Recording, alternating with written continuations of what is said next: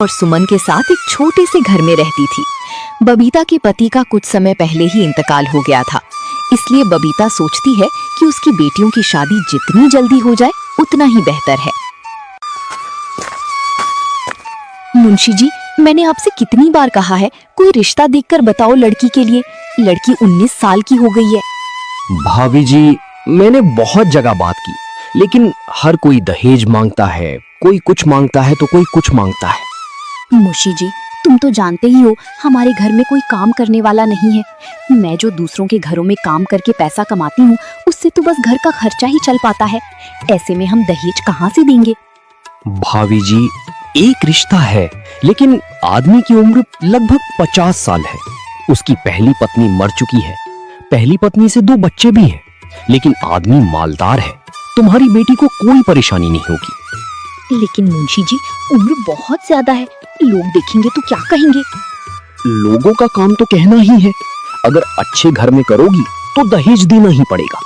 आजकल कोई भी आदमी बगैर दहेज की शादी नहीं करता है, और तुम्हारे पास तो खुद के खर्चे के लिए भी पैसे नहीं है। ऐसे में दहेज कहाँ से दोगी? तुम सही कह रहे हो मुंशी जी, हमारे पास तो फूटी कौड़ी भी नहीं है।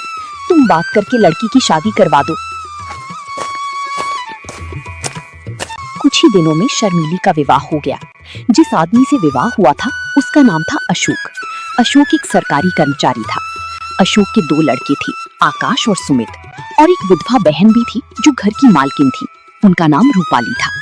आकाश अपनी माँ के लिए बाजार से कुछ ठंडी चीजें ले आ। गर्मी बहुत हो रही है। उतने में ही अशोक आ जाता है। उसके हाथ में कुछ सामान था। अशोक शर्मीली को खुश रखने के लिए कोई ना कोई तोहफे रोज लाया करता, लेकिन शर्मीली को ना जाने क्यों अशोक के पास बैठना और हंसने बोलने में भी संकोच होता था। इसका कारण ये था कि अब तक ऐसा ही एक आदमी उसका पिता था, जिसके सामने सिर झुकाकर देह चुराकर निकलती थी। अब उनकी अवस्था का एक आदमी उसका पति था। वो उसे प्रेम की वस्तु नहीं, सम्मान की वस्तु समझती थी। उनसे भागती फिरती थी। अशोक के सामने आते हुए शर्माती थी। अरे भाग्यवान, तुम मुझे देखकर ऐसे भागती हो जैसे मैं कोई खौफनाक जानवर हूं। अरे मैं तुम्हारा पति हूं।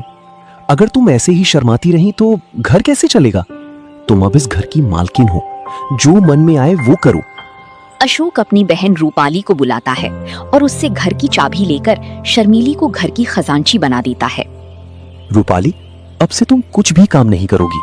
जिस भी चीज की जरूरत हो शर्मीली को बोल दिया करो। और शर्मीली, तुम रूपाली का ध्यान रखना। बेचारी सारा दिन परेशान सी रहती है।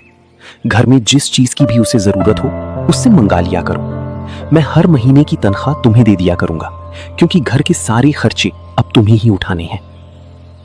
अशोक पूरे महीने की कमाई शर्मीली को दे देता है। उनका ख्याल था कि शर्मीली इन रुपयों को देखकर फूली नहीं समाएगी। उधर अशोक की बहन रूपाली मोहल्ले की औरतों से शर्मीली की खूब चुगली करती है।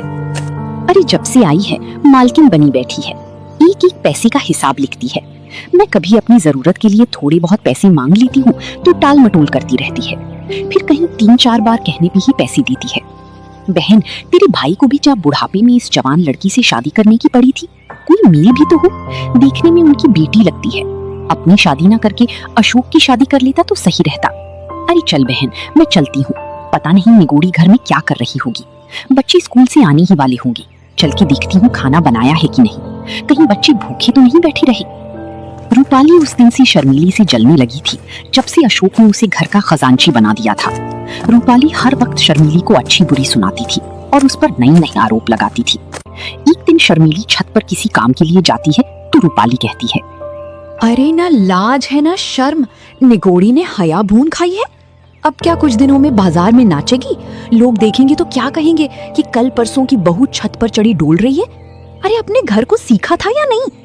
दीदी, मैं कपड़े लेने गई थी, आंधी बहुत तेज आ रही थी, कपड़े कहीं उड़ ना जाएं, इसलिए मैं चली गई थी। अरे मुझे बुला लेती, मैं क्या मर गई थी? लेकिन तू मुझे क्यों बुलाएगी? तुझे तो दूसरों से नैन लड़ाने हैं। घर का सारा काम यूं ही पड़ा है। बच्चे स्कूल से आने ही वाले होंगे, उनके लिए खाना पकाया है कि नहीं? सुबह से कपड़े ही धो रही थी,